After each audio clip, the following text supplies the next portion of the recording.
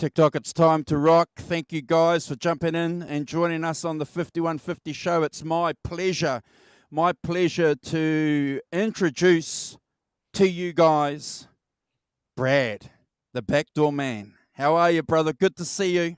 I'm doing okay, mate. I'm doing okay. Hanging in there, getting better each day. So, you invite me on, so I have to say yes. I can't say no. Oh, oh.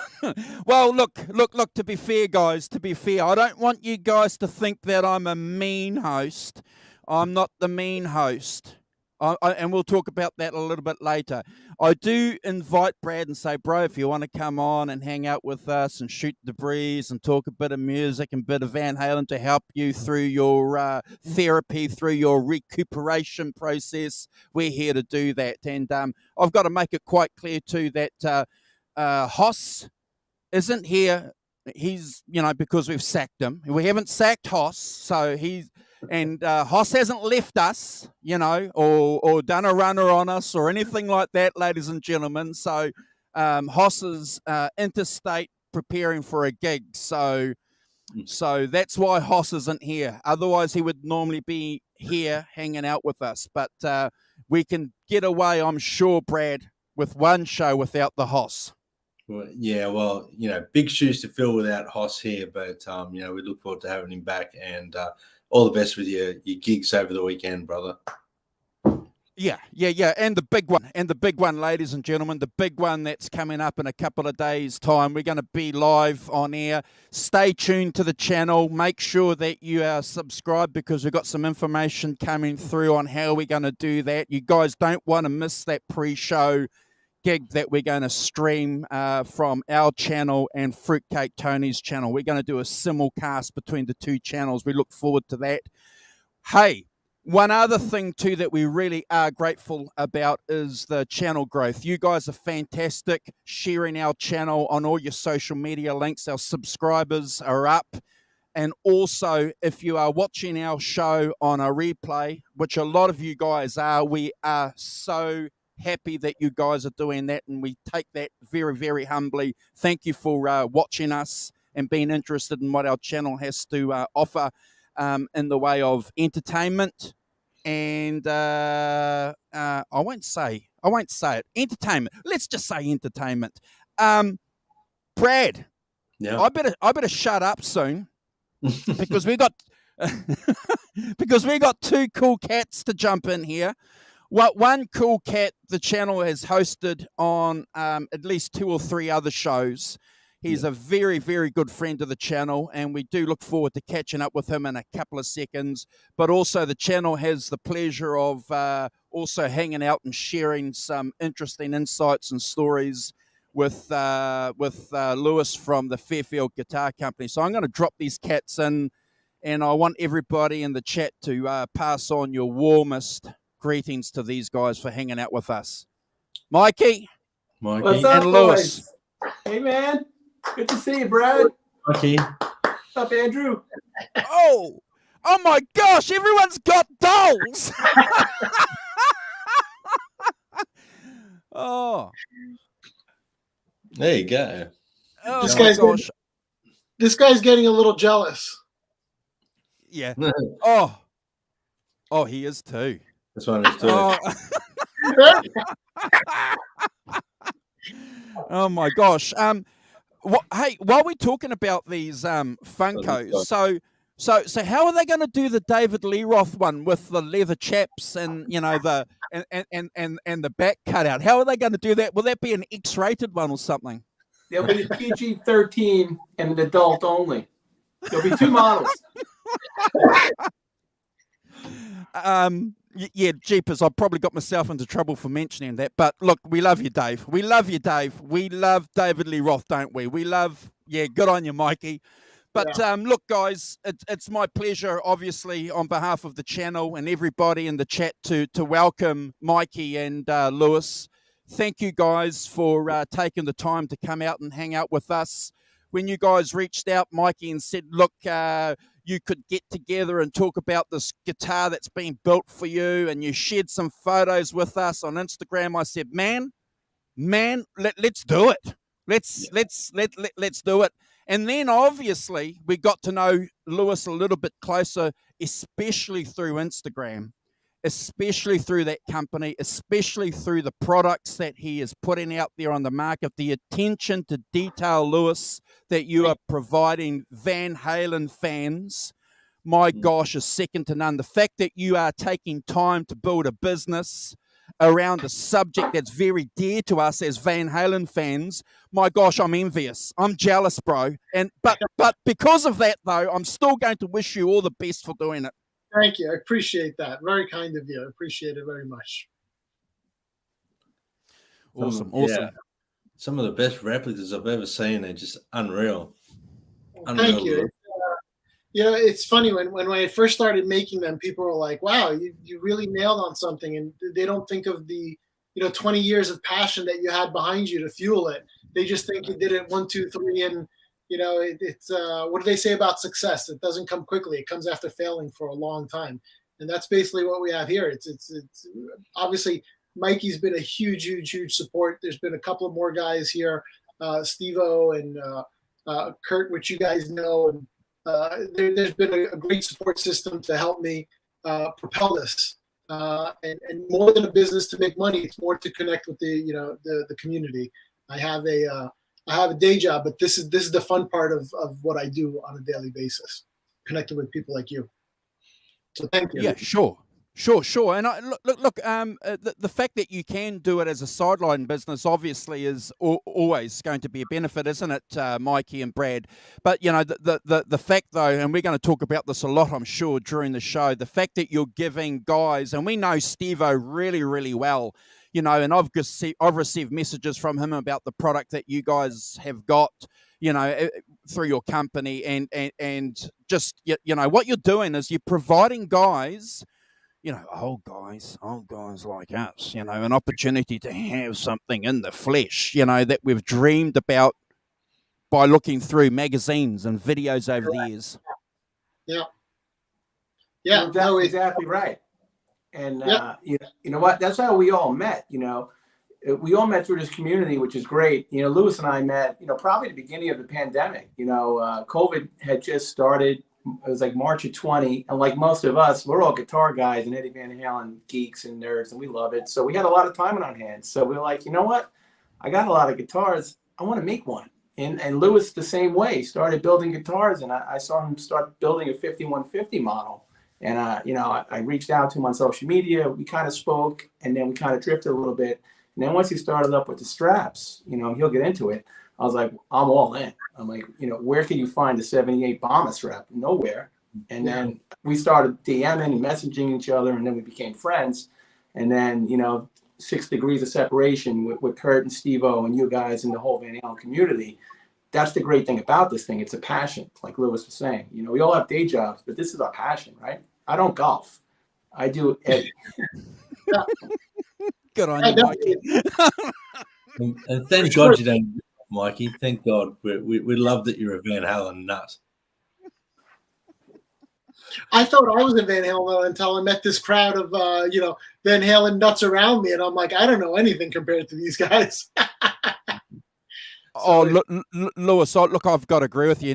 We all think that we know a little bit, don't we? And that's to be honest, that's a fair trait. We're all men, and there's obviously a lot of women out there too, who know a little bit about the subject that we love too. We're all people. We think we know it, and then you go and meet someone, and it's like, oh my gosh, I did not know that. And that's one of the reasons why we started this channel, because we're just fans, Lewis, got together and, decided, well, we'd get together and just talk about something like you would do down at the pub with mates, or that you used to do outside class, when you're at high school. And you always liked the guy that knew a little bit, that came with some information. He was a valuable contact, like Keith Campbell in the chat. I call him Keith Van Halen Campbell because, this guy can tell you what Eddie had for breakfast in 1978. That's great. It's when I first started taking guitar lessons, my first teacher told me always play with somebody better than you. That's kind of the idea here, is always play with somebody who knows something that you don't, and we learn off of each other, and we play off of each other. And so it's a great community. I love it. Absolutely. And I know Simon's not here, but he's here in spirit. But I'm just going to say this. Keith Campbell, you legend. That's for Simon. But you're right. You know what? I learn something every day when I talk with this community and this group. You know, you think you know a lot, you do, and you read a lot about it. But every day you just find out one more little piece of nugget, a golden nugget of information that you didn't know the day before. Like, oh, so Ed had that on the 1984 How to Teach a Guitar. I didn't know that. He had that strap hook. He had that strap that went with that hook and that eye hook, right? And you just learn every day, and it's so cool because we're all, you know, huge fans, obviously, but to share that with people, you know, globally through social media platform is awesome. Yeah. It continues to still blow me away, bro. You know, that we're doing this. You know, I'm in New Zealand, Brad, the Backdoor Mans, and Victoria. You guys are in, you know, the United States of America. You know, and here we are, you know, in real time hanging out. Just still blows me away that we can do that. But getting back, though, to a comment that you just made a little bit earlier, Lewis, and Mikey, about, you know, getting together and sharing information and stuff like that. So how did you do this, Lewis, in regards to, like, the guitar straps? Did you pour all over all the photographs that you had and videos to get that right? And did you ask Mikey for, you know, his opinion on something that you perhaps didn't know, and maybe he bought something for you to have a look at that you didn't see before? Is that the kind of research that you guys did? Yeah. So for me, it became where, you know, like Mikey said, during COVID, there really wasn't much to do. So I was hanging out with my daughter and my kids, and to entertain myself a little bit, I said, let's stripe up some guitars. Let's do a Bumblebee. It was the only thing that would keep me entertained and have them entertained, seeing, you know, a project coming to fruition, an artistic project where it just wasn't just sitting in front of the TV, just numbing out. So, and I've painted guitars like Van Halen striped guitars since I was in high school, and gave it up for many, many years. And then when COVID hit, it gave that opportunity. And I have a bunch of pictures of my daughter holding up, you know, pulling the tape. She loves pulling the tape off and seeing how the stripe comes out. And so, and that just snowballed. You know, when you start focusing back in on a passion that you had, that was forgotten for many years because you have a day job, you have a wife, you have kids. And so now there was time to concentrate back on it. And I work in high-end menswear. I work for an Italian clothing company. And so through my contacts in the Italian clothing company, I've learned of some opportunities for basically the bomber strap. The bomber strap that Eddie Van Halen. And when I saw it and when I paid attention to it, I said, wow, I know that. You know, and so I went looking through my Van Halen pictures to see it, and it basically it's this buckle that we're talking about. This buckle is a World War II bomber buckle. So the gunners, guys who shot the guns out of the planes, would buckle themselves onto the plane so they wouldn't fall back when the gun would shoot. And so it's a heavy piece of it's a solid piece of metal. It's U.S. Army issued. They were made over 80 years ago, and I found a guy who's got a bunch, you know, stored away in his attic that he just had there. And so you reproduce the strap. I worked with somebody to reproduce the strap, and I started making them for friends. I only ordered a couple of them for a couple of my friends, and then it snowballed. You know, more people wanted it, and then, you know, I sold the guitar to Mikey that I was working on, the Circles guitar. I met him off the highway while I was driving from New York to Philly, and he lives halfway in between there. And I showed him the buckle, and he was like, I want to buy one right now. And I said, I'm not ready yet. I'm still working on it. And so once I worked on it, he was instrumental in me being successful and, you know, putting me in touch with many other people in the Van Halen community.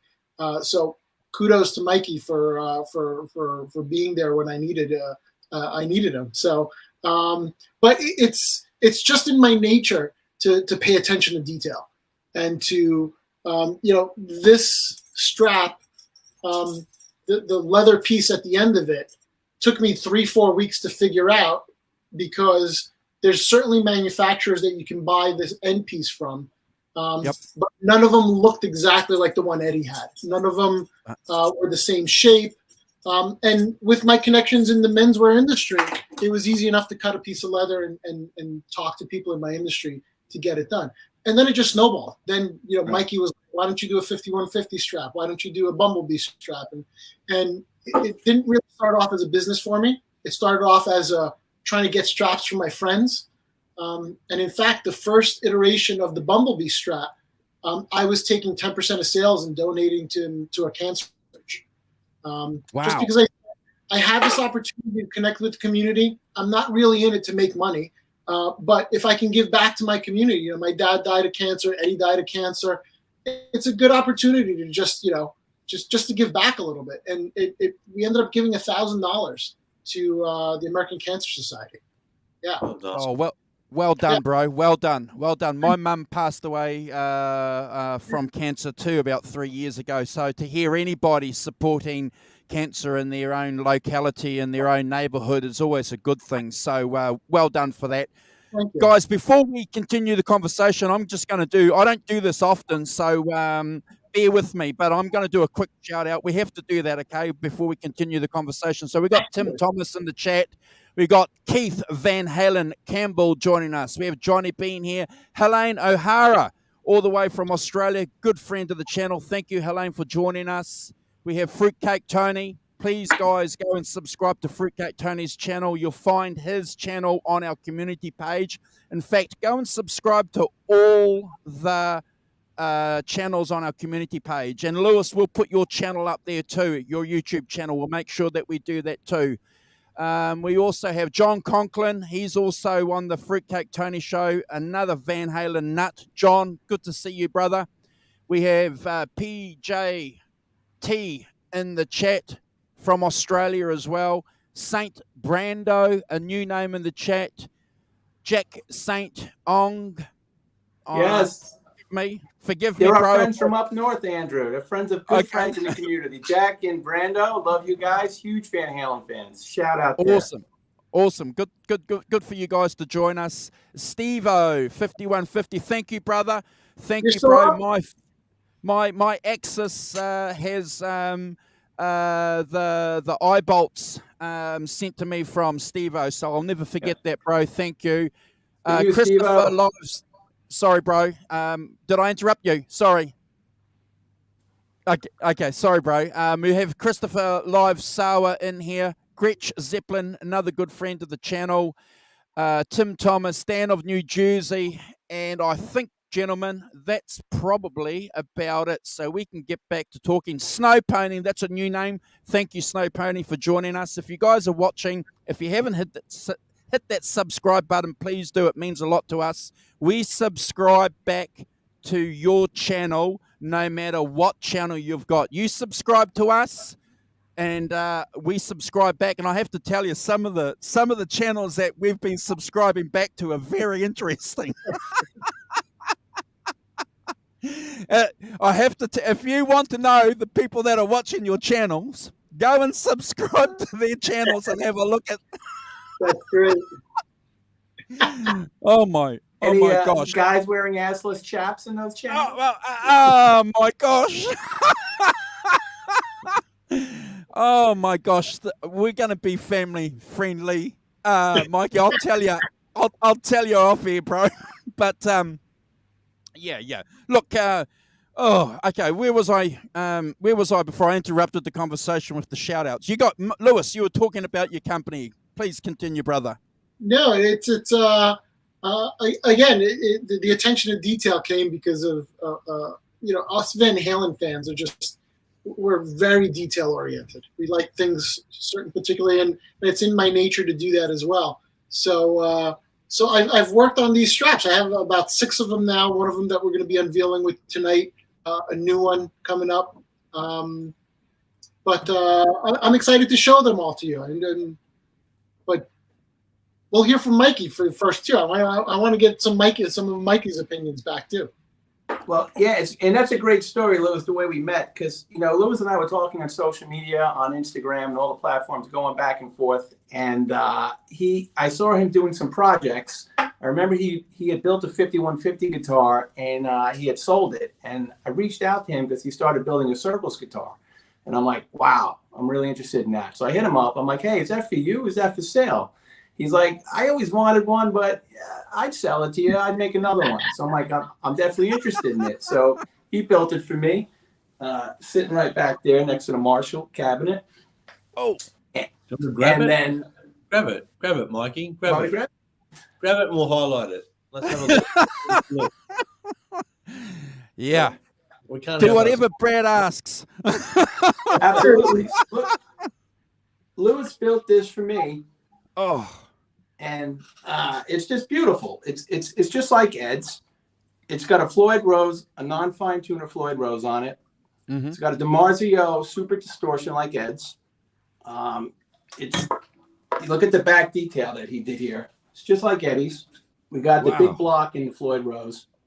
You can see all the guts exposed in the guitar. It's got the famous "Bye, see you later" that he flashed to the crowd when he was done. It's got the eye hooks for all of his straps. So when I saw Lewis making this, I was just like over the moon. I always wanted one.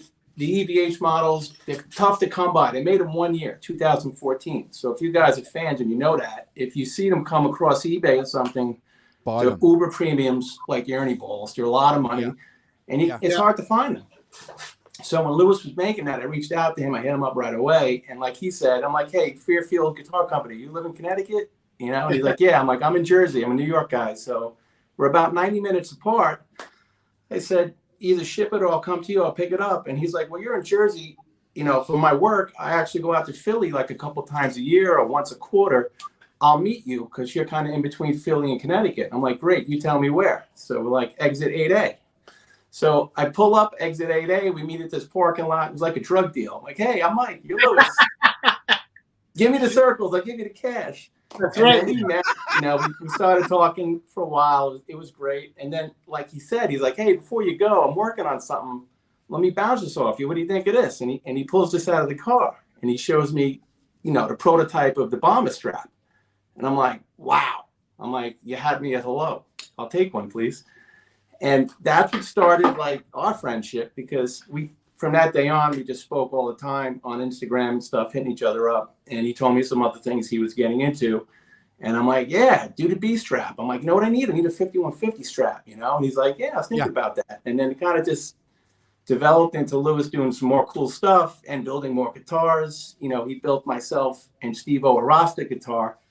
And I'm upset because the Rasta guitar isn't here right now. It's at my guitar Lucier's house, but he has Steve-O's right there. And look at the job he did on this one. Wow. I mean, that is clean as it comes. And this is it's all basically spray paint. It's not professional equipment. It's a lot of time of taping and making sure you get clean lines. It drove me nuts for 2 weeks. You know, I did Mikeys first to practice on, learned some lessons, and then worked on this one second. But this is for Steve-O, and he mentioned, the first thing he mentioned is that it looks like a little bird's head. He's like, I've never seen that on any Rasta before. So the attention to detail that I put on it, you just got to pay attention. You just got to take your time and do it right. And, you know, I'm Italian, so patience is not something that comes easily to me. So it was a little bit of a struggle, but I got it done eventually. And now it's just drying up there, and I'm waiting for some of those 5150 straps, because that's what Eddie used on the Rasta, was the 5150 strap, and we'll send it off to him. So, but pretty dry and cool little project. But I'm glad my two buds have one.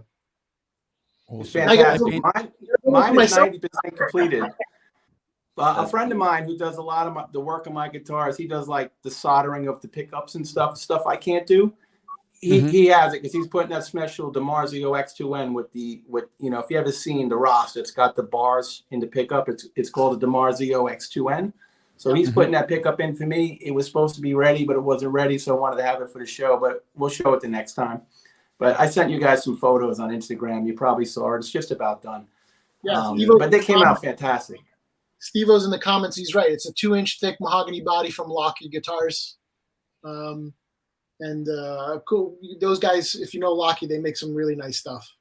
Right. And going back to that, that's a great point, Lewis. mine is a Honduran 2-inch mahogany that you made. And Ed was chasing that Les Paul tone. So those 2-inch mahogany bodies were heavy and great tone. But that's why throughout the 80 or 81 tour, the Fair Warning tour, you know, he was using the circles. That was a famous guitar in the Oakland 81 clips that we all saw. That guitar became the Rasta. He painted it, but it was actually too heavy. That's why he gave it to Dweezil. Yeah. When, you know, that's a famous story when Dweezil Zappa was at his house one day in the must have been 90s, and Ed was actually producing Dweezil's EP or LP, and he saw it in the house in pieces. The joke was that guitar is always in pieces, never a neck on it, always just a body. And Dweezil pointed it out to Ed as they're walking through 5150. He's like, "Hey, is that the Rasta?" And he's like, "Yeah," and joking around, half joking around. He's like, "You want it?" And Dweezil's like, "Yeah." It took me about half a second to say, "Of course." And he gifted it to Dweezil, and Dweezil put it back together. And Dweezil said, "How come you don't play it anymore?" And he said, "It's too fucking heavy." Yeah. Hey, I've got a question for you guys in relation to that. I just want to do a quick shout out to Bent Tom, who's joined the chat, guys, and Pete 5150 AU. Thank you guys for jumping in and hanging out with us. Got 25 people watching. Thank you very much. If you guys have any questions for Lewis and for Mikey in the chat, just throw it in, guys, and we'll get to it, I promise. But interesting that you should mention about the mahogany body, i.e. chasing a Les Paul tone as far as EVH was concerned.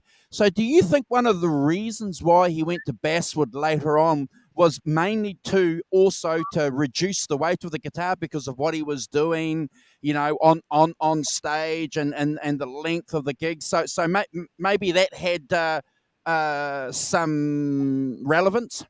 Right. Exactly why. He was chasing tone, and he needed this. He needed the Les Paul to get that tone, but he needed this for all the solo work and stuff he does in the songs. And once they developed the big block to get his sustain back, he went to those lighter guitars. Exactly. He didn't need that heavy wood. Right, good point. And so again, we're going to just ask another technical question because it's I think it's important and people like to know this stuff. So does it matter whether it's brass or steel? Because I know the earlier versions came out with steel. I know that Dave Nesdall said it didn't matter, if I remember correctly. So is there any reason why you should use brass over steel or steel over brass, guys, as far as tonality is concerned? Louis, you want to start? Yeah, listen, for me, it depends a lot on your full equipment. You know, I got this little Marshall that I use as, this is my office, and obviously I'm not playing the Marshall out, but everything sounds the same coming out of that Marshall. If it's got if it's got brass, block on it, if it's basswood body, I hear a big difference. I like using a tone zone. Sure. It's my favorite pickup. But if a tone zone is in a basswood body or mahogany body versus an ash body, I can hear a difference. But I don't know if it's the scale length of the guitar that's making a difference. I don't know if it's, it could be a bunch of different things that do it. But maybe my ear's not trained enough to listen to it, or maybe I need to get into some better equipment to really hear the details. But when I'm playing 90% of the time on this little Marshall, everything sounds the same. So cool. So it's interesting again that you guys should mention that. I just want to go a little bit further down that being able to hear the difference aspect, because we all know that Eddie could hear the difference between plywood and timber.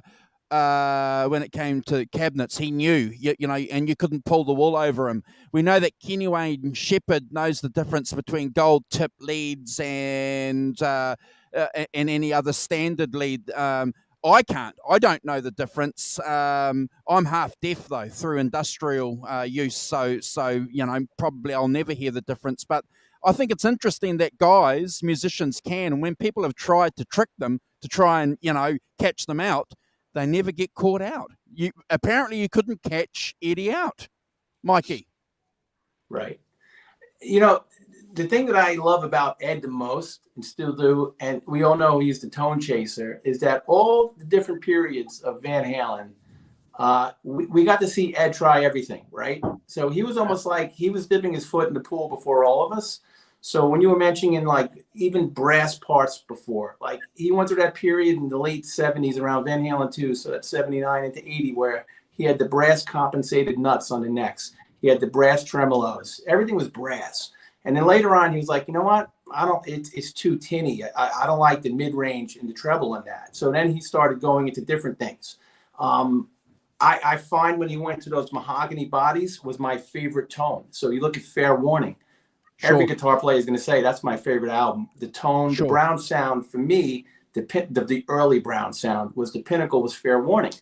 Great tone. What did he use on that album? He used mahogany bodies.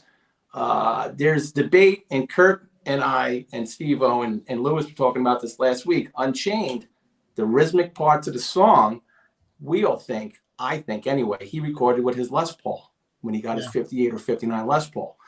The outro and the solo obviously is with the tremolo, but to get that song, that tone right, and even when Phil X did his version during the pandemic, he came out and said, I used the Les Paul because that's the tone. Like, he's like, I tried, a mahogany body on a Strat. I tried an Explorer.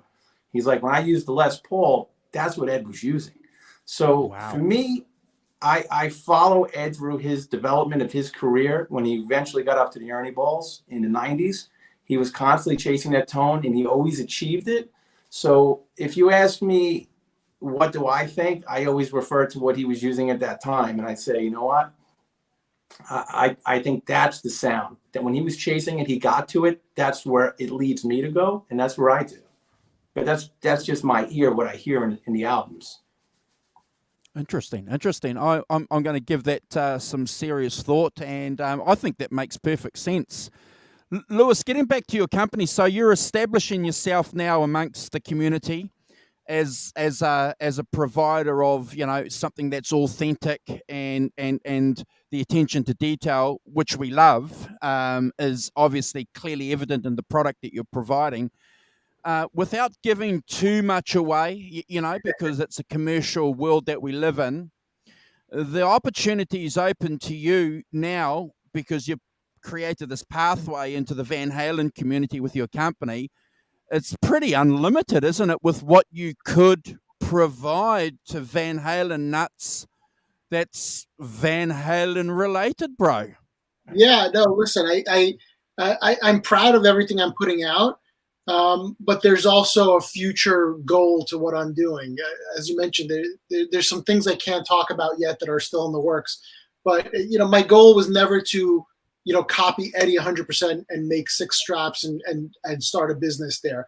My goal was to get into this community and to establish, friendships and knowledge through this community.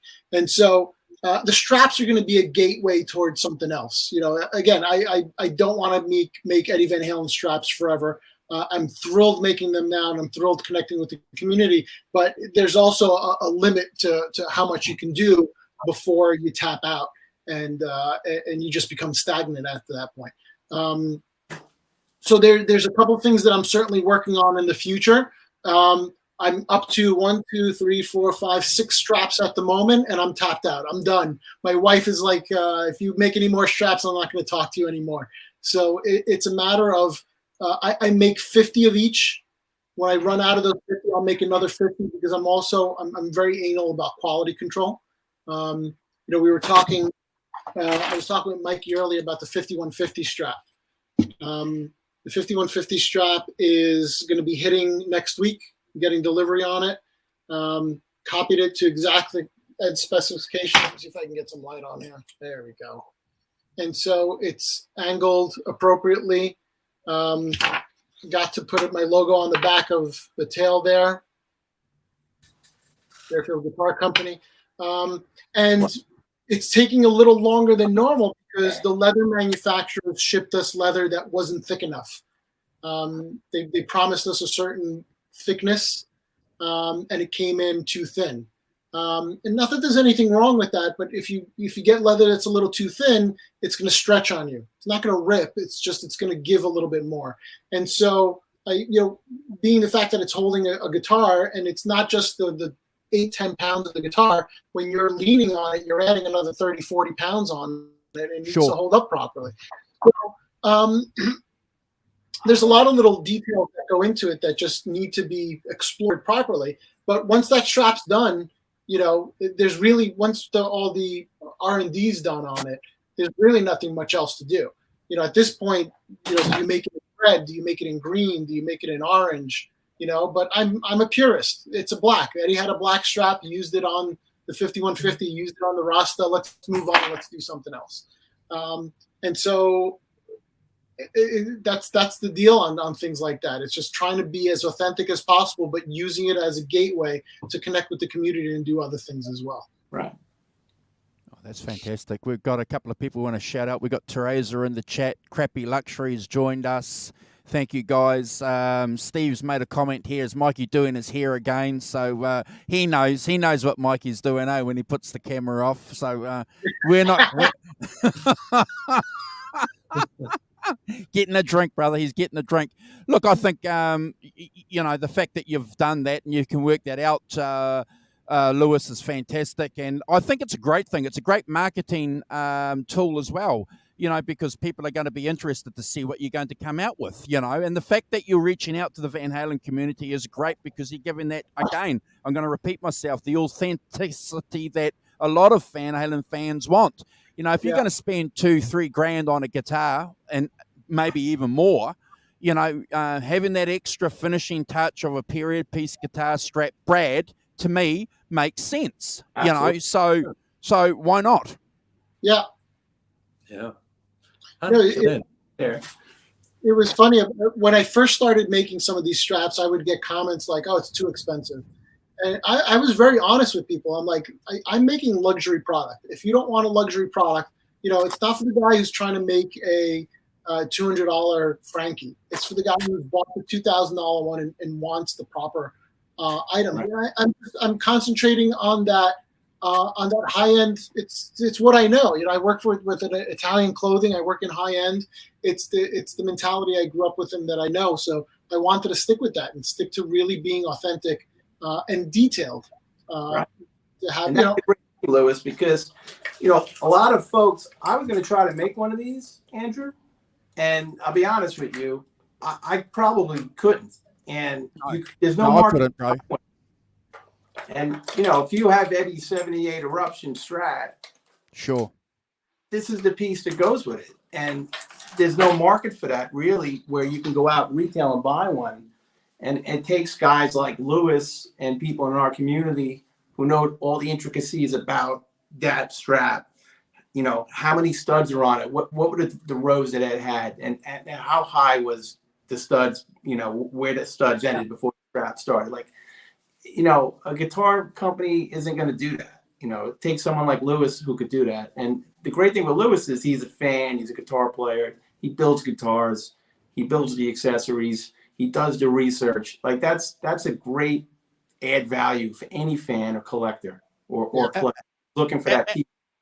Absolutely, Mikey. And we've got Nelson in the chat and Poo Ninja. Thanks, guys. And James is 22. Thank you. Look, I think you've hit the nail on the head too with another interconnected piece to the puzzle.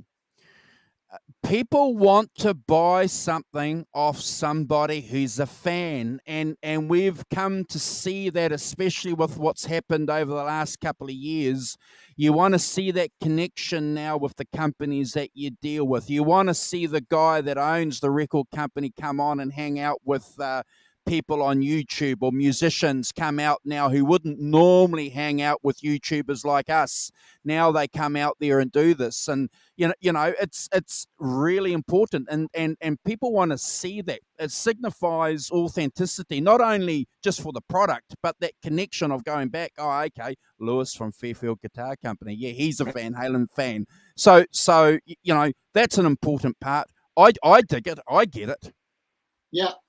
No, it's important where, as we were mentioning before, the success didn't come just by making a strap and doing it. It came with the 20 years of following Eddie and looking at Eddie and looking at pictures and looking at books and reading in magazines. And so it's not something that happened overnight. It's something that, I'm 45 years old.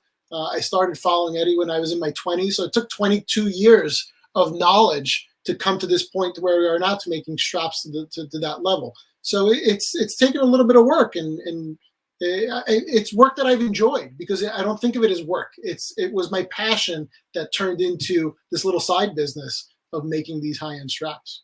Right. Awesome. And Gretsch Zeppelin's got a very interesting question, and you can look at it. You can take the piss out of the question. It could be, you know, but it could be a serious question. You know, you know, how many old guys are going to try and squeeze into a pair of, you know, 32-inch jeans that they used to wear? You know, that's patched like. Oh, sorry, Lewis. Yeah. But, you know, don't make them 32. Make them 40-inch now. You know, it's funny, because I was mentioning before how a lot of these straps I sew myself. You know, my grandparents were tailors, and I grew up around the mentality of having, you know, sewing machines around the house. And a couple of years ago, I asked my mom for a sewing machine for Christmas. She's like, "What do you want for Christmas? You have everything." I said, "I want a sewing machine." And she was like, "You do?" I said, "Yeah, I want a sewing machine." And you just start fooling around, because it's part of the culture that I grew up in. My grandmother had one. My grandfather had one. And the first thing is my wife got me to shorten some, you know, some shades, some blinds in the house, some curtains. And then it snowballed into making straps and to doing that. So if somebody's got an old pair of jeans that they want to send me, I got the leather. I can put the patches on. It's not a problem. I want the jump pants. I want the denim jeans with the leather patches. You're gonna make those, Lewis. You got to find the shirt with the dice on it, though. The leopard shirt. And Lewis, Andrew wants some chaps. All right. So. I'm staying away from that.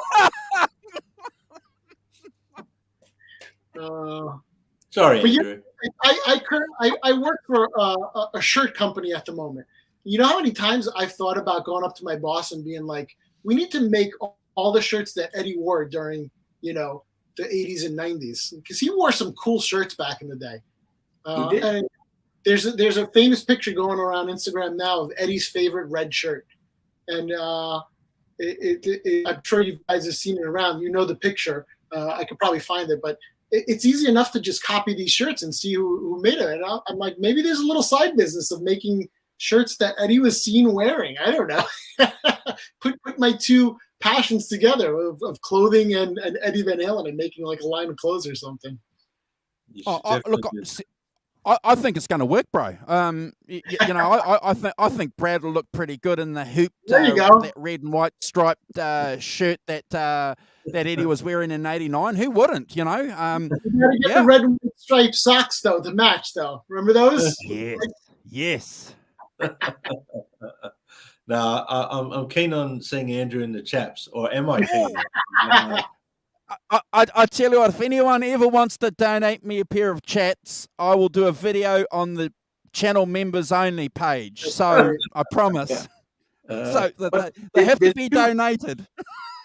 There's two guys in our community who have that outfit down. It's Caleb at Nerd Halen. He's got the striped socks. And it's Jeff Goebel from Forever Unchained. He's got the Ed outfit from '81 down.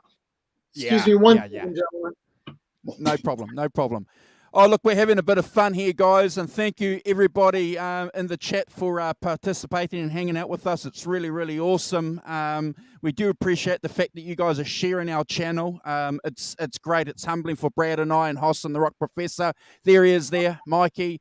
You know, you guys have helped us a lot, and we know who you guys are. You guys do matter, and it means a lot to us. Thank you for helping our channel. Look, Lewis, it's great, bro, that we can get together and get the vibe, isn't it, Brad, off Lewis, and you know, look at what he's doing, because I'm going to say it again, guys. I think it's an untapped market. You know, guys haven't been away on their trips like they have been over the last couple of years. Everyone's got all this money burning in their back pocket now. Go and buy some Van Halen stuff, Mikey. Absolutely. And when Lewis gets back, you know, he might have took a little boys' room break, but sure. He's crossing over in the community, and it's a good segue into Phil X. You know, he sold some of these straps and other things to a few major players, like Phil X, Mike Hickey, who's the guitar tech for Joe Bonamassa, and the guy from the Atomic Punks, I forget his name, the guitar player, and Jeff Goebel for Forever Unchained. But we got a couple of good Phil X stories when he gets back. He had coffee with him last week when he was in Connecticut touring through, because Phil plays with Bon Jovi, and Phil X also has his own band. He's a Canadian guy who's a huge Ed fan, who's a monster player, and currently he's playing with Bon Jovi, and he bought a bunch of straps from Lewis, and Lewis met up with him in Connecticut, and they shared some stories about Ed. I'll let Lewis get into it. And lucky enough, he FaceTimed me, and I got to talk to Phil a little bit about Ed and the history and how he got into Van Halen. And we'll make sure we do that, bro, because I know that. You messaged us and said, look, this is going to be great. So, we'll make sure that we get into that when he gets back, because I can't wait. But look, I just want to thank you too, bro, for giving obviously Lewis the support that he needed, to get out there and do this, because that's what friends do. We become fast friends quickly. We can see through bullshit quickly, generally, can't we, guys? You can see a bullshit artist, and the fact that you've given him the support, to get out there, and sometimes it's just, hey man, you can do it. That's all. Right. That's all a lot of guys need, And they did a lot to me. Great. Hey, Lewis, we stepped off. I was saying how the community's been great, and you've been great with the community, and how you've reached out and crossed over, and met some guys like Phil X, and you're doing, selling some straps to Phil and the Mike Hickeys of the world, and the guitar player from the Atomic Punks, whose name is escaping me, but the Phil X story was pretty cool. If you wanted to segue into how you guys met up and sharing a coffee. Yeah, that was a funny story. Phil X, obviously, he's been a great supporter. He toured with Bon Jovi for the last month and a half, 2 months, and he's got this white Explorer, and it's exclusively got our bomber straps on there. He wanted to recreate that Ibanez look that Eddie had early on with the Explorer. And so he's been very supportive. And when I told him I was making the dog collar strap, he was like, yeah, let's meet up. He was here in Connecticut. And just a side note for you guys, because I see it on the background to the screen here. I live about 10 miles away from where they filmed Alive Without a Net. New Haven is right up the street here. Unfortunately, It's a parking lot now. It's not a sports facility anymore, but it's literally right up the block. So I live in what was it, Van Haven? Van Haven. So anyway, he ended his tour with Bon Jovi and immediately started up with Kurt Daimler, which is another band he's in, and he was literally playing a show 10 miles away. So I said, you want me to bring you some straps? So I said, yeah, let's meet up one morning for coffee. So I was on my way to meet him, and I was texting with Mikey, and I'm like, yeah, I'm going to go meet Phil X. And Mikey was like, I have 19 different questions for this guy. And so I thought that was funny. So when I met Phil, I was like, my friend Mikey is flipping out. He would have a million questions for you. And he looked at me and he basically just goes, call him up. Let's see, he gets one question. Let's ask him a question. So I FaceTime Mikey, and I'm talking to Mikey. And Mikey goes, so how'd it go with Phil X? And I go, ask him yourself. And I turned the phone. Oh. It was great. And it was funny because I was working, because it was a work day, right? Lewis was like a Tuesday or Wednesday. It was 11 o'clock on a random Tuesday or something. I don't know. Right. And Phil X is touring with his band, The Drills. That's his band outside of his Bon Jovi gig. And he was touring with Yngwie Malmsteen, a big show. And Lewis is like, I'm going to meet him for coffee, give him the straps. And I'm like, I have a million questions I'd ask him. So when I saw my phone ring and I saw it was Lewis and I knew he was meeting him at that time, I'm like, no way. And then I'm working. I'm like, I got to pick this call up. So I pick it up. This fucking Phil X.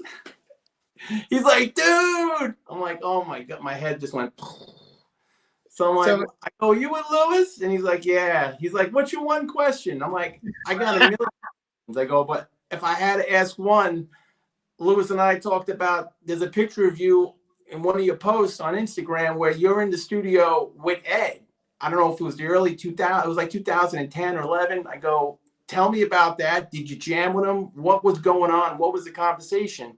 And he put us in the room, and it was great. he basically said that. Now, Louis, you know the fella who said to Ed, "You should check out in the next studio this guy playing. Check out the rig he's using." He had these mock amps of a Tone Master, which was like a late 50s, early 60s amplifier, which he called the robot. What did he call it? The killer robot? I'm looking it up right now. It was called a prototype of these old Tone Master. Ed wanted Evil Robot Combo. Yeah. And Ed came in and asked him about it. And Phil was walking him through the rig and this and that. And then, Ed made a couple of jokes with him, like he saw an overdrive pedal. And he goes, "You use an overdrive with that amp?" And he goes, "Yeah." And Ed was like, "I don't use no overdrive pedal. I don't need one." So he started laughing about that. And then, he just put us in the room with how nice he was and how complimentary he was.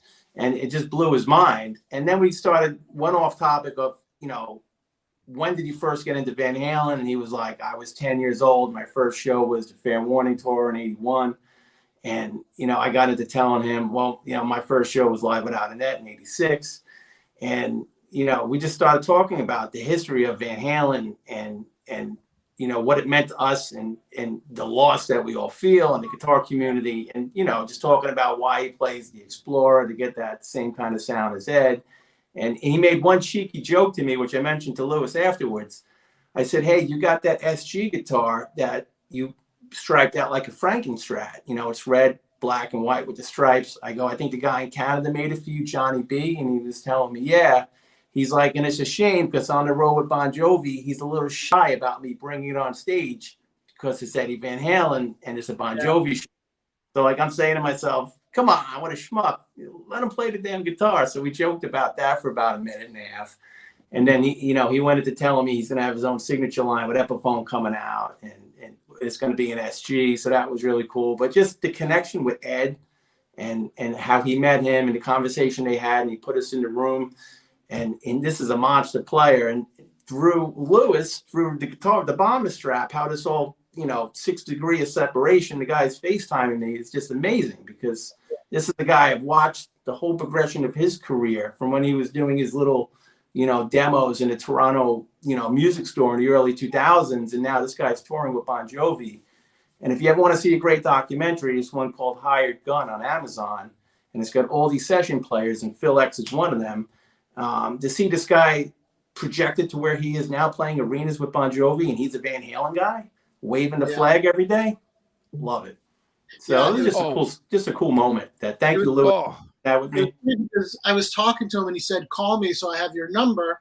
And so I called him, and his ringtone was obviously Unchained, and so I flipped out that, and then I go like this, and he's like, "Where'd you get your iPhone cover?" And I'm like, "Oh, I forgot I had this iPhone cover." So he's like, "I need one of those iPhone covers." So you can tell this is a guy who's influential in our community, but you can see he was influenced by Eddie Van Halen too, which is just amazing. Isn't that phenomenal from your guys' perspective, from your guys' experience? Here's a guy in his own right who is a legend in the guitaring world, and I just want to make mention to that Hired Guns film documentary that Mikey made a comment about. If you guys haven't seen it, go and check it out. It's phenomenal. It's fantastic. It's a must-see DVD. I think it's on Amazon. I think most of the providers stream it. Go and check it out. But isn't that amazing that you guys are hanging out with a guy that you're freaking out over because he's really cool, and he's freaking out with you guys over a guy like Eddie Van Halen, like how you would expect anybody else, like Brad or I or anyone else in the chat if you met in person to be freaking out. It's like, wow, what an experience. It's amazing. It's half the reason I started this Straps is to meet people in the community. And look, I'm talking to you guys around the world. It's what is it, Saturday afternoon here? It's Friday night here, and we're talking about a common thing that we have that brings us all together. It's great. Okay, Louis, so you haven't told us how you got into Van Halen. So, that's a really important question that Van Halen fans want to hear from other Van Halen fans. So if you want to share with us and the people in the chat and our viewers later, how you got into Van Halen. I'm sure we'll be keen to hear it. Yeah, well, so a little history on me. My parents came to the United States from Italy. They were off the boat, so they were new immigrants, let's say. And so when I was 4 years old, they decided to go back to Italy. So I lived in Italy from 82 to 86. I did kindergarten through fourth grade there. Wow. And then came back. So when I was living in Italy, it was soccer. That was the religion. That was the talk. There was nothing else to do. But when I came back from Italy, I had lost interest in a bunch of different things. And so my mom always played piano, and she's like, all right, take some piano lessons. And at the time I was into Guns N' Roses. I was into Rush. I was into Pink Floyd. And so my mom goes, let's go get your guitar. If that's what you're into, let's go do that. And my first guitar teacher introduced me to Eddie Van Halen, and it was over.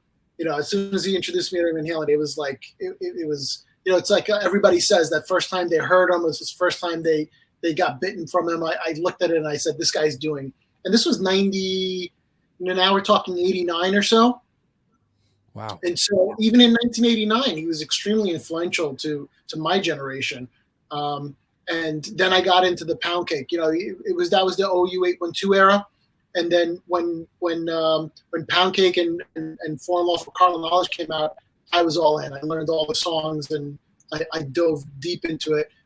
I did some research before coming on. My first concert was October 27th, 1991, where Alice in Chains opened up for them. Oh. That was my first Van Halen concert. It wasn't my first concert. That was my first Van Halen concert. And so I got to see Jerry Cantrell, which the only thing I really remember is he was playing an Ernie Ball Music Man that Eddie had gifted to him. Oh. And then Eddie came on, and that it was over. And then I've been to 4 other concerts after that, but that was my first Van Halen one, and I remember it like it was yesterday. Awesome. Well, look, I just want to do a quick little shout out, bro. It's interesting that you should mention your guitar teacher getting you into Van Halen, because Simon Hosford, our co-host, who's on the way to a gig, is just saying hi to everybody. He's jumped in the chat, guys. He would love to have been here to hang out with you guys. So the fact that he spent a bit of time with us to say hi, we appreciate that. He hasn't left, guys. He hasn't resigned, and we haven't sacked him. So he is legitimately going. He is legitimately going to a gig. But he got into Van Halen through his guitar teacher too. So guitar teachers have got a lot to be responsible about. Oh, yeah, absolutely. I wonder if his guitar teacher had a bright yellow Kramer like mine did. I bet you wanted that Kramer though, Lewis. Oh. I bet you. I bet you were dripping right now down the hair for that. He had a bright yellow one, and he had a bright, like the fluorescent colors were back in the late 80s. He had a red and I remember one was a Stage Master. It was beautiful. I remember like it was yesterday, his guitars. I wasn't interested in the Strat. I'm like, show me that colorful thing over there.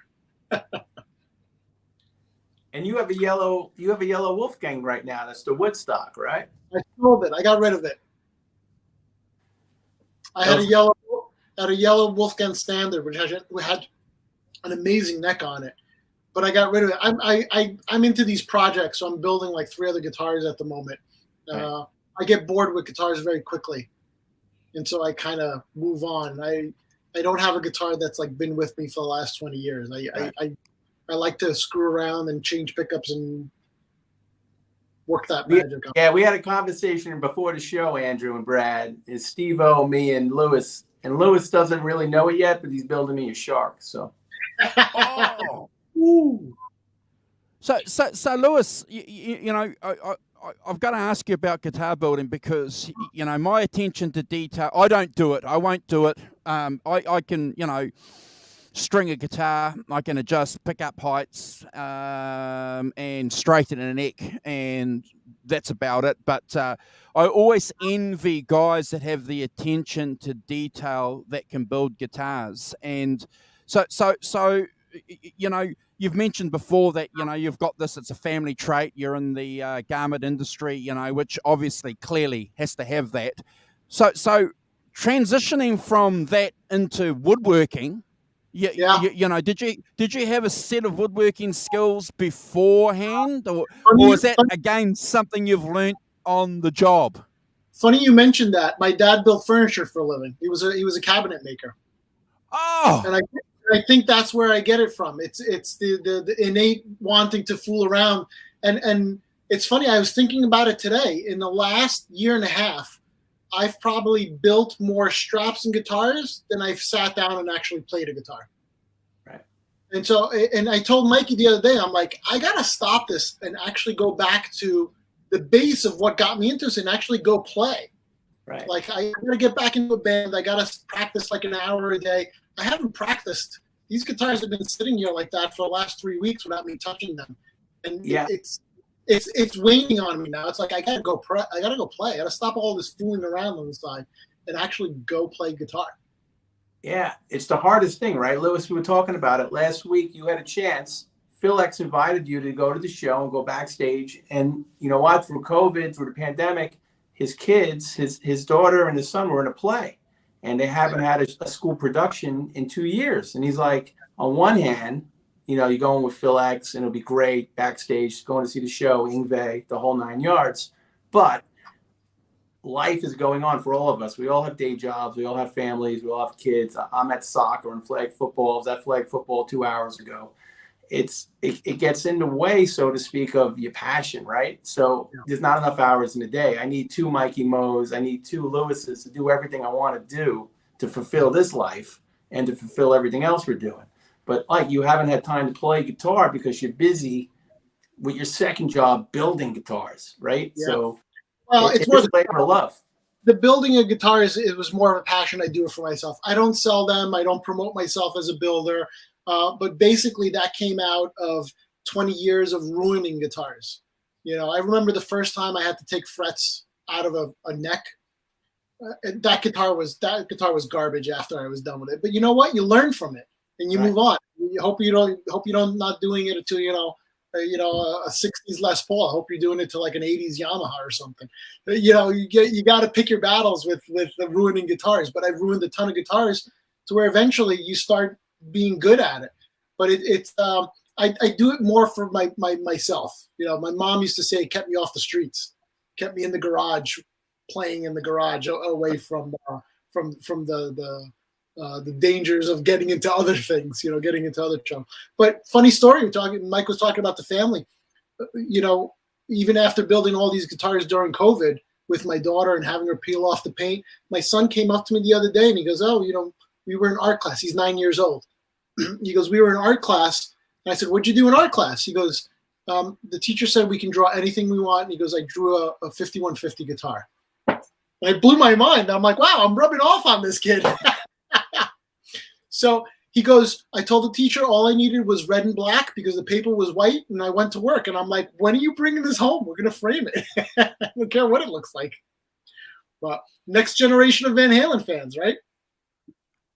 You know, it's interesting you should say that because Craig, and forgive me, Craig, if you watch this and I pronounce your name incorrectly, Softco, do you know who he is?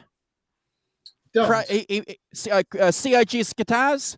You know who he is, Mikey? Yes. So how do you pronounce his surname? Craig. CHS Guitars in upstate New York, right? He makes. Yeah. I know he's in Carmel, New York. I know exactly who he is. Yeah. So he's posting pics on his social media about his son who's watching live without a net, and he's playing Eruption, and he's got photos of him going, "My, what have I created here?" You know this. The next generation of, and I know Brad too. Brad also with his son. He's a vocalist, and he's out there singing, Robert Plant vocals and Jim Morris, and it's like, what are we doing? Don't worry, it's all good. Great. It's all cool. There's my son there. Oh, he's, cool. Poster boy for a jam session. Oh, very nice. That's great. Cool. That's awesome, Brad. That's awesome. That's very cool. Yeah, to get this younger generation into it is so cool. It gets me excited. Andrew, you mentioned it like last week. You had a few younger guests on the show. You had a fellow from Texas who was really and you had our friend Kristen 5150 about a month ago on the West Coast. Yes. Great to see this younger generation really getting into Van Halen, getting into Ed, everything. And it's like, wow, I would never think kids in high school today, especially after Ed's passed now almost 2 years, right? Wow. It's great that the legacy and the torch has been passed on. I get excited when I see that because I know then the music is with us forever, but it's going to live on through the next generation. So I love to see that. Look, so do I, and we're going to do that more often on our channel, bro. You know, we're going to get these young cats on, and you know, because we've spoken about this before. It's mind-blowing that people, you know, young people, 16, 17, 18, 19, are discovering Van Halen like we did when we were younger. We want to get, you know, Holly on. Holly Lewis is in the chat. You know, she's a Van Halen nut too. You know, we'd love to get Holly onto a show, and you know, from a woman's perspective, you know, Right. what is it about? Because we all know why we got into Van Halen, because we're all dudes, right. You know, very clear why we did. But you know, that's what we want to do. Yeah, that's what it's about. It's that community, Lewis, that you were talking about before. That's so real. When you consider what's happening in this world at the moment, you know, we got to find that balance. And you said it before too, Mikey, you know, about doing stuff, you know, in the real world to come back and find that balance so that you can play your guitar because you're a better man for it. You're a better person because you can do that. Yeah, I found the picture I was looking for. But the thing that really blows my mind is we have to do all this by ear, where these guys are getting nothing. So at you know, 16 years old, some of these kids can do things that I could do when in my mid-20s because they're starting so much younger, and the knowledge that's available to them to learn these songs quicker is amazing. So by the time they're in their mid-20s, they're what we would consider virtuosos back in the day. But there's my daughter. Hold on, bro. Hey, Mark. Good to see you, Mark Tanner. Oh, that's great. Wow. Very cute. That's cute. awesome, Lewis. Building a bumblebee with me during COVID. Wow. Yeah. That's what it's about, bro. That's exactly what it's about. Yeah. So.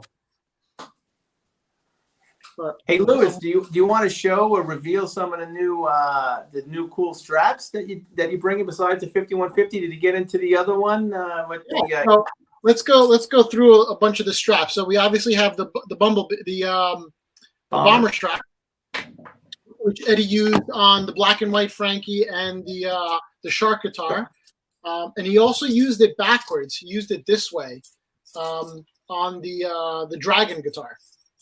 Yeah, there's a couple of pictures of him on the Dragon guitar. So I'm trying to go by year. Then we get into the dog chain strap, which this was the hard part of the dog chain strap, was trying to find these buckles. Sure. These cloverleaf buckles, and that's the second generation of it. Then we get into Mikey and the team here pushed me towards the bumblebee strap.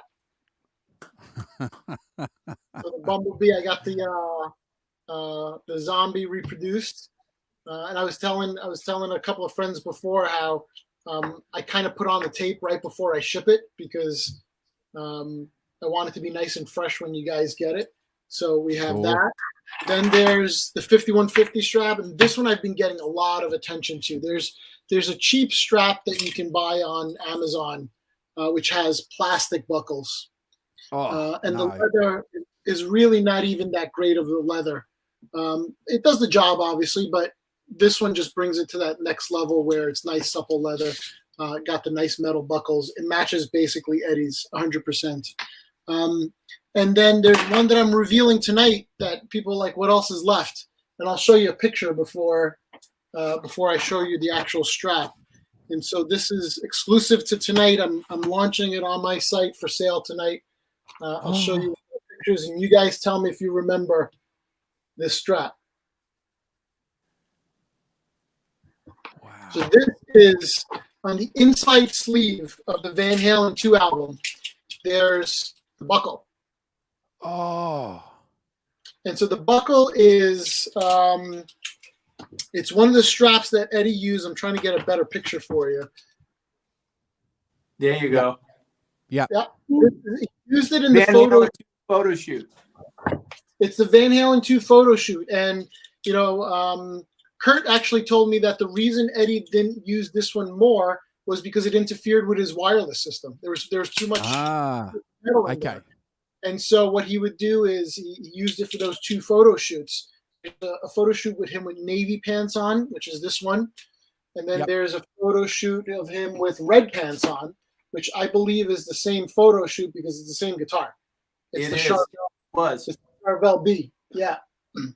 And so those I have in both red and black. I made it in red and black. There's a couple of them sold out a little earlier, but there's a bunch left. There's only 10 of these that I made because the parts are really hard to find.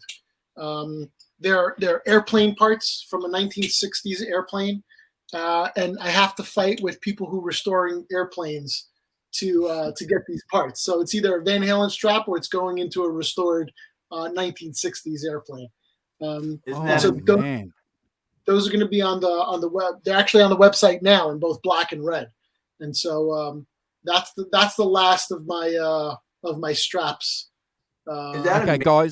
Okay, guys, there's 21 of yous watching. If you want to leave the stream now and jump over to your device and hit that buy button, it's only money. Go and do it, and make sure you come back, though, because we're going to hang around here for a little bit longer. Not too much longer, but go and buy and support Lewis, because you guys have heard this guy is the real deal. Lewis is the real deal, brother. Thank you. The 5150 will be available next week, so I'm getting them. They're being shipped to me on Tuesday, which I should have them for sale on Thursday. I want one. I tell everybody, going with that quality, I don't like to take pre-sales because I like to inspect every single one, make sure they're top-notch before any of them get sold out. Because I've had a bunch of people say, can I give you money now? Can you reserve one? No, I want to make sure they come in nice and perfect and good. And the people who've obviously reached out to me, I'll reach out to them first.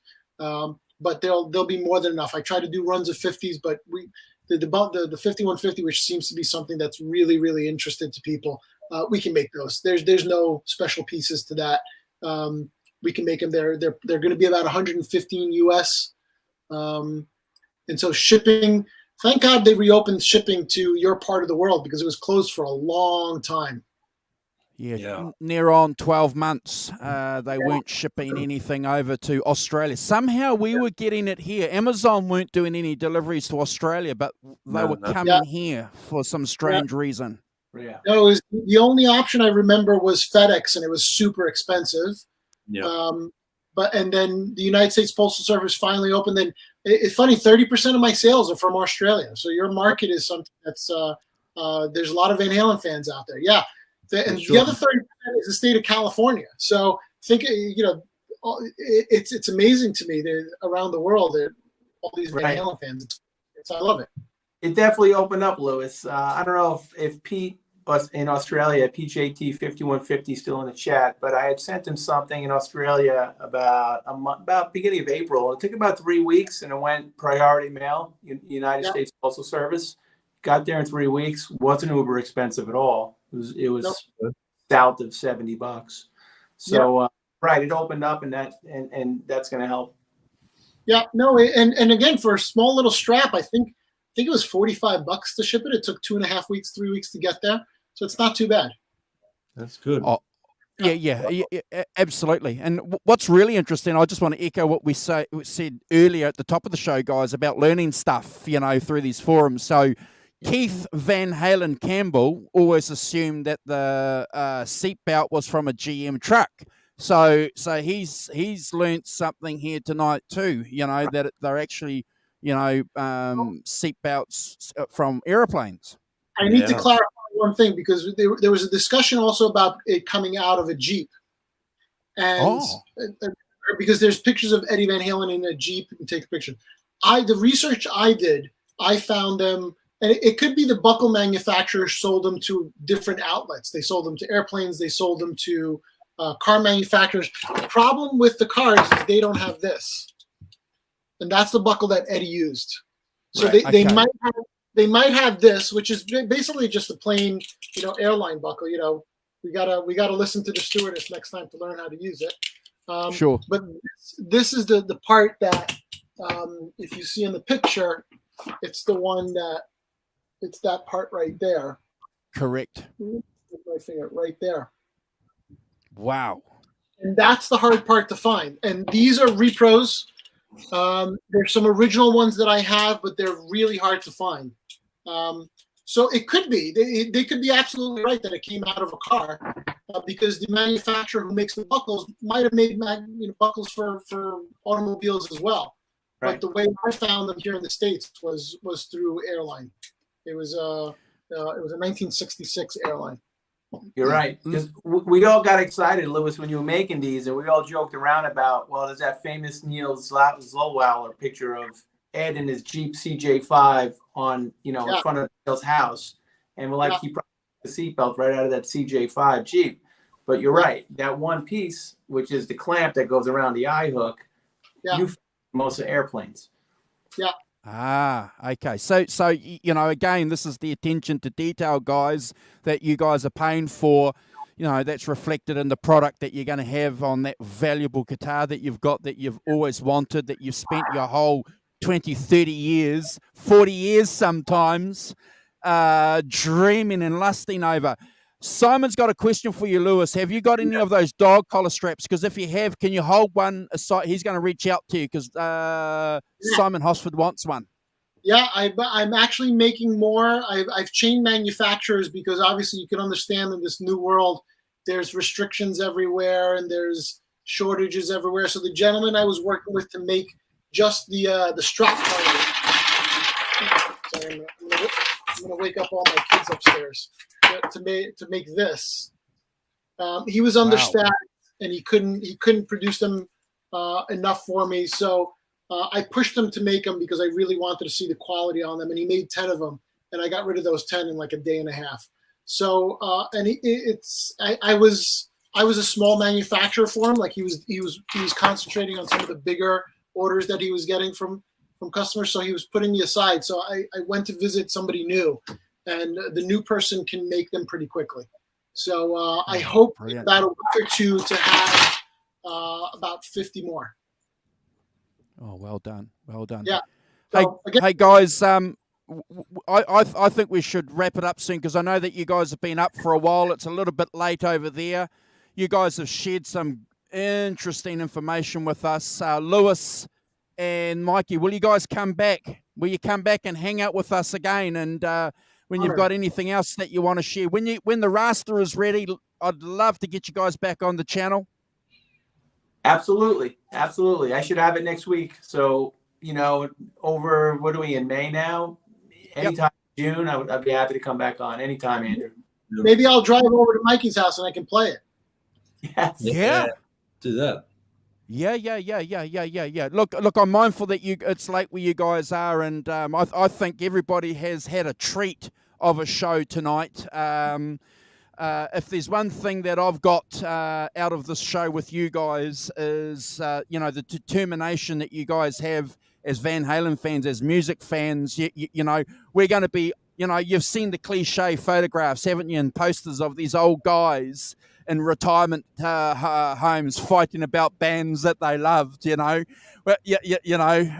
Hagar, David Lee Roth, we're going to be doing that I will be to the day I die, and the fact that I've spent some time hanging out with you guys, brothers, because we're brothers in arms and sisters. We're here for EVH. We're here because of EVH. This show, the 5150 show, started with Eddie's passing, as a tribute. Brad and I got together just to talk about Eddie's passing, and a couple of other guys. Lewis jumped on and said, look, let's do a fortnightly thing, and we don't own the monopoly on Van Halen. We're just a group of fans connecting with people around the world, and we'll do what we can to help anybody talk about Van Halen. Lewis, you're a champion. You're a star, bro. I'm going to pass it over to Brad to say his final words. Then Mikey, and then we're going to give you, Lewis, the final words, and then we'll let you guys get some sleep. Mikey, thank you so much. Lewis, thank you so much. I've been sitting here in awe.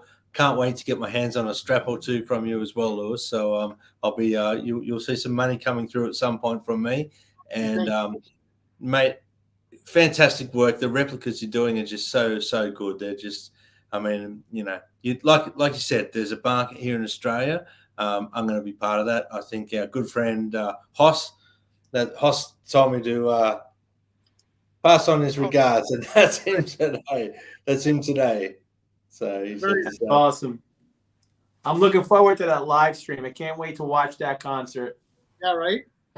Yeah, and John Conklin, happy birthday. John Conklin is a friend of the channel, and we just want to brother. Happy birthday, brother. We're all family. We're all Van Halen lovers, and on a personal note, just thank you everyone for all the lovely comments and the love I've received in the chat, private messaging. I can't, I get emotional thinking about the support I've had. So thank you. Thank you. Thank you. Mikey. Well, I'll just say really quickly, as always, Brad, Andrew, thanks for having us. It's always a pleasure. I will talk Van Halen and Eddie Van Halen 25 hours a day. Whenever you want, you let me know. I roll it over to Lewis. It's his show.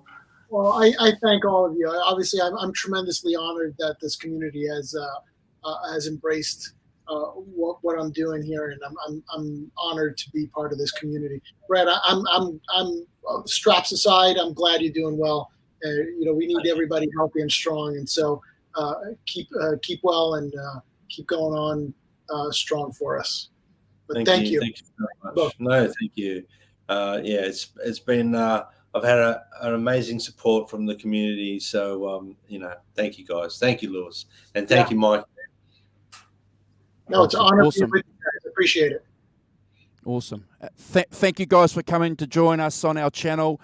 If you are watching a replay, we do really appreciate the fact that you guys have spent an hour and 23 minutes hanging out with us. Share our subscription links on your social media accounts. I'll include on this video all of Lewis's social media links. Follow Lewis on Instagram. He's posting on there. We'll attach his website. Go and order. There it is. Easy. Fairfield Guitar Co. at yahoo.com. That's his email. Fairfield Guitar Co. at Instagram. Easy peasy. What we'll do, Lewis, if you don't mind, is we'll attach your social media links permanently on our banner. So it'll screen permanently on our banner from shows from now on, because you're awesome, bro. Thank you very much. And just remember, every strap purchase goes to buying Mikey a glass of brandy. All right, we're out of here. Ladies and gentlemen, thank you. God bless. Be safe. Thank you very much, brothers. 5150s. Yeah, bro. See you next time. Cheers, boys.